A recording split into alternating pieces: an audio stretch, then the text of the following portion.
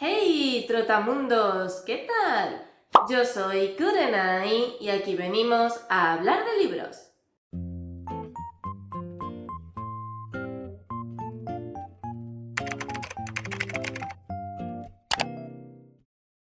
Hoy vengo a hablaros de 9 razones por las cuales yo abandonaría un libro. Bueno, en realidad, como sabéis, yo no abandono libros porque soy bastante reticente a hacerlo y siempre pienso que el libro puede sorprenderme en algún punto y que quizás si sigo avanzando me lleve una sorpresa agradable. La verdad, no suele ocurrir demasiado, pero prefiero leer los libros en diagonal antes que abandonarlos. Con lo cual serían 9 razones que al toparme con ellas dentro de un libro me hacen torcer el morro, no disfrutarlo tanto como debería e incluso bajarles la nota. La primera razón o el primer motivo que hace que a mí no me termine de convencer un libro es cuando nos encontramos ante personajes que no tienen ningún tipo de desarrollo, ante personajes que son completamente planos, sin sustancia ninguna. Si esto sucede en personajes secundarios no me suele molestar tanto porque muchas veces esos personajes han sido creados ex profeso para mover ciertas partes de la trama, pero sí que considero que es un verdadero problema cuando sucede con personajes que son principales. Y esto me pasó, por ejemplo, en el libro de La Princesa de Espinas, creo que se titulaba así, donde teníamos a una protagonista que era completamente insulsa, que no tenía ningún tipo de trasfondo, que la autora intentaba darle como un pasado triste para que sintieras empatía por ella, pero de verdad era un personaje tan sin sangre y un personaje que, pese a ser la protagonista, no sentí que tuviera ningún tipo de evolución ni de desarrollo a lo largo del libro. La segunda señal son aquellos datos que son importantes o que se nos presentan en el libro como momentos relevantes que tenemos que tener en cuenta porque van a ser fundamentales en algún punto de la trama o de cara a la resolución final y que sin embargo, a pesar de su relevancia, se van olvidando a lo largo del texto. Esto me pasó con La chica de nieve de Javier Castillo, que es un thriller en el que el autor nos va poniendo como miguitas de pan para descubrir qué es lo que ha sucedido y a lo largo de la novela menciona ciertas cosas como manchas de sangre, rastros que supuestamente ha dejado el secuestrador, ropa tirada por el camino, datos que supuestamente son importantes para resolver el secuestro de la niña, que es como la trama principal de este libro, y que según iba leyendo la novela me iba dando cuenta de que no volvía a mencionarlos en ningún momento a lo largo de la investigación policial, por lo que yo me esperaba que fueran piezas claves a la hora de resolver quién fue el que secuestró a la niña y sus motivaciones. Sin embargo, llegas al final y te das cuenta de que esas cosas que supuestamente parecían importantes en ningún momento se vuelven a mencionar. Porque, por ejemplo, en el caso de las manchas de sangre es como que cuando se encuentran se hace muchísima incidencia en ellas, pero luego no se analiza el ADN, no se sospecha en ningún momento que la niña pueda estar herida y de ahí la sangre, o si la sangre puede ser de sus secuestradores, lo cual facilitaría mucho más la tarea. No, es como que esas manchas aparecen, se hace mucho hincapié en ellas y luego nos olvidamos del tema. Y a lo mejor si fuera otro tipo de libros, por ejemplo, yo que sé, romance contemporáneo o incluso fantasía, pues como que te da un poco igual que esas cosas se puedan olvidar por el camino, pero cuando estamos ante un thriller en el cual cualquier mínima pista puede ser importante para resolver el misterio, me parece bastante grave que te estés olvidando de las mismas a lo largo del texto. En tercera posición tenemos el Deus Ex Machina, que es el nombre que recibe un recurso mediante el cual el final del libro se soluciona un poco porque sí. Si no recuerdo mal, esta expresión viene del teatro griego porque allí las cosas se solucionaban un poco porque los dioses querían. Pues esto es más o menos igual, sucede en aquellos libros en los que te has metido en un embolado tan grande que eres incapaz de resolver por ti mismo y terminas recurriendo a un final de esto es así porque lo digo yo y punto. Esto me pasó un poco con el libro de Hojas de Dedalera de Victoria Álvarez, en el cual el final me dejó totalmente insatisfecha porque la autora se saca cierto elemento de la manga en los últimos capítulos, un elemento del cual no se da ninguna pista a lo largo de la novela, por lo que tú como lector no puedes deducir en ningún momento que eso vaya a suceder, y es un elemento que me resultó tan increíblemente ajeno a la historia que nos estaba contando que para mí es un Deus Ex Machina, porque al final del libro sucede algo que no te ves venir en absoluto porque no hay ningún indicativo en el libro de que eso sea posible y la autora resuelve el misterio más grande de toda la novela mediante esta solución. Y en este caso concreto no creo que sea que la autora simplemente no sabía cómo terminar el libro y decidió meter este elemento porque sí, sino que para mí es más bien como una especie de torpeza de escritura. en el sentido de que la autora tenía claramente ese final en su cabeza y para ella era el final que sí o sí tenía que darle al libro. Sin embargo, es un final que no ha sabido introducir a lo largo de la historia, lo que hace que esa sensación de final inventado y atropellado sea más acuciante. Como cuarta señal he puesto escenas repetitivas. Aquellos libros en los cuales hay algo que no para de repetirse una y otra vez para que al lector le quede claro, pero que al final se repite tantísimo que lo único que consigue es interrumpir la lectura y aburrirte. Esto me pasó con El secreto de Donna Tartt, y es que al final hay muchísimas páginas de ese libro que son básicamente los protagonistas emborrachándose, drogándose y tomando decisiones increíblemente nefastas. Lo mismo sucede con el protagonista, que es un protagonista que viene de una familia pobre y que por tanto la universidad a la que entra es mediante una beca. Pues tú no te preocupes que la autora en prácticamente cada capítulo te va a repetir que ese protagonista es pobre, ya sea diciéndotelo directamente o comparándolo con sus amigos ricos, drogadictos y alcohólicos. La cantidad de escenas innecesarias que hay para que te quede claro que ese personaje no pertenece a la élite y que no tiene dónde caerse muerto, de verdad que se me hizo absolutamente insufrible. Recuerdo con especial cariño, por no decir otra cosa,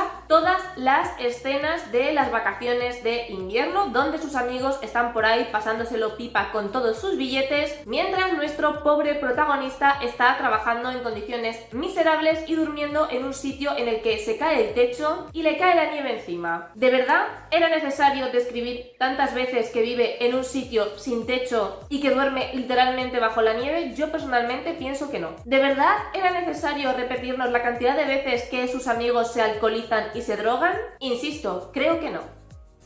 El quinto punto, que se relaciona un poco con lo anterior, son aquellos libros en los que te da la sensación de que el autor no tiene mucha idea de qué es lo que te quiere contar y lo único que hace es dar vueltas y vueltas y vueltas sobre la misma idea. No es tanto como repetir escenas, sino más bien repetir una y otra vez los mismos elementos, las mismas acciones, los mismos pensamientos. Y esto me pasó en La voz del bosque, que es una de mis últimas lecturas, donde llega un momento en el que el libro se me hizo muy repetitivo porque la autora no paraba de centrarse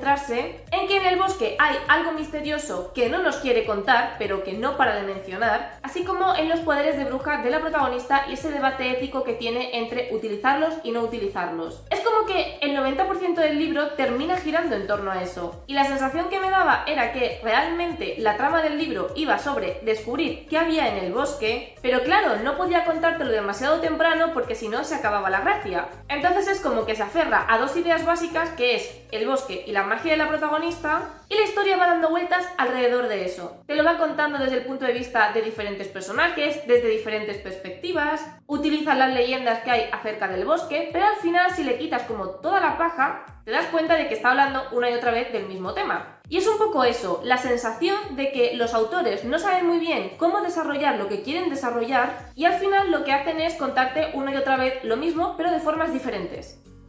La sexta señal es cuando la forma de escribir no encaja con la historia que estás contando. Para mí, el estilo del autor es muy importante en tanto en cuanto tiene que encajar o tiene que reflejar muy bien la historia que tiene entre manos. Por ejemplo, si estamos ante una historia de época, yo espero que eso se refleje en cómo se comportan los personajes y sobre todo en la forma que tienen estos de hablar, o incluso en la propia narración, porque hay muchos autores que mediante la narración y el uso de las palabras te indican claramente en la época en la que está ambientado el libro. ¿Qué es un libro de terror? Pues evidentemente la atmósfera tiene que ser asfixiante, con una tensión constante, tenemos que ser capaz de vislumbrar ese terror a través de las palabras. Y una novela en la que sentí que el estilo de escritura no encajaba del todo con la historia que se nos quería contar es en Las 5 vueltas del carrusel. Para empezar, esta es una historia de terror que se mezcla con lo onírico, por lo que cuando yo leí este libro lo que esperaba encontrar era una narración acorde. Sin embargo, siento que la parte onírica se pierde por completo, siento que esa parte más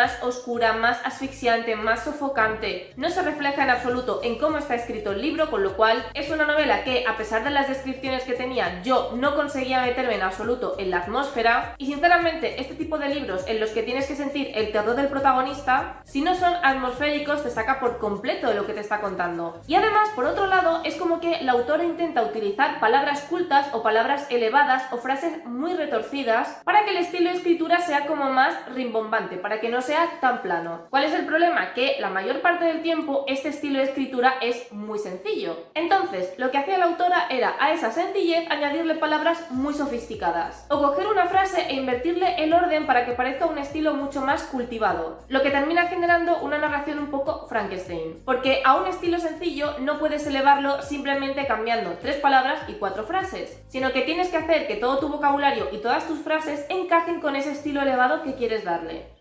El séptimo punto es cuando estamos sobre todo ante un libro de fantasía que tiene una creación del mundo compleja o sencilla pero inventado por el autor o por la autora, y las explicaciones que tendrían que aclararle al lector cómo funciona ese mundo, cuáles son las leyes, por qué tipo de magia se rigen, cómo se divide la sociedad, etcétera, etcétera, y esas explicaciones están fatal hechas, hasta el punto en que no es capaz de entender cómo funciona el mundo, algo que por lo menos para mí es un pilar fundamental de los libros de fantasía. Y para mí, 2 libros que claramente representan este punto son Alas de Sangre y Trono de Cristal. En el caso de Alas de Sangre, el problema es que el libro está tan mal escrito que eres incapaz de hacerte una idea correcta de cómo funcionan las cosas. No es que esté mal explicado, que también, es que la autora escribe fatal. Y mira que a mí me gusta Alas de Sangre, pero ya sabéis que yo a este libro le saqué muchísimos fallos. Y uno de ellos es que está tan mal escrito que cuesta muchísimo hacerse una idea de cómo son las descripciones, de cómo funciona el mundo, de cuáles son sus leyes. Es verdad que en este caso el mundo no es tan complicado, aunque sí que es verdad que a partir del segundo libro vamos viendo que es más complejo de lo que creíamos, pero lo que viene siendo en la primera parte lo que hay que saber es bastante básico y no te va a explotar la cabeza, pero estaba tan increíblemente mal escrito que a mí me costó sudor y lágrimas entender qué es lo que estaba pasando en este libro, y sobre todo entender cuál es la jerarquía dentro de los dragones, cuáles son las características que tienen que tener los jinetes para ser elegidos por un dragón u otro, cómo funciona la magia a través de los sellos y del vínculo entre dragones y jinetes. Son como algunos de los pilares fundamentales que hay que tener muy claros para entender esta saga, y de verdad que es que estaban súper mal explicados. Y con Sarah J. Maas me pasó lo mismo pero un poco diferente. En este caso no es solo que el primer libro esté fatal escrito, yo lo siento por todas las fans de Trono de Cristal, pero de verdad que es que el primer libro no hay por dónde cogerlo, sino que la autora hay muchas cosas del mundo de magia que directamente no te explica. Es como que te lanza ahí a la aventura y tú tienes que ir reduciendo las cosas según van sucediendo. El problema es, de nuevo, que cuesta mucho entender ciertas cosas teniendo en cuenta lo mal que está escrito el libro. Hay muchas cosas que no te explica porque yo entiendo que la propia Selina ya las conoce y por lo tanto desde el punto de vista de la protagonista no tiene sentido ahondar en ellas. Pero claro, las conoce Selina, yo no, con lo cual hay un mínimo de explicaciones que tú tienes que darme para yo entender cómo funciona la magia, por qué no hay magia en este mundo, qué son y cómo funcionan las marcas de Wit, que son como unas marcas mágicas que aparecen en este libro pero que en ningún momento te explica qué son, ni cómo funcionan, ni por qué están ahí, o quizás sí que lo explica pero estaba tan mal explicado que yo no me enteré. El caso es que yo terminé este libro súper perdida porque aquí la autora se inventa un mundo de fantasía completo del cual yo no me enteré de absolutamente nada. Es verdad que a partir del segundo como que hay muchas cosas que se sobreentienden en este primer libro que ya se aclaran, pero es que yo necesito que me las aclares en el primer libro. No puedes pretender que yo me espere al segundo para comprender cómo funciona el mundo que tú misma has creado, porque me lo tienes que introducir en este. Y como digo, en este caso particular yo creo que es una mezcla entre lo mal que está escrito y que la autora no sabe explicarse.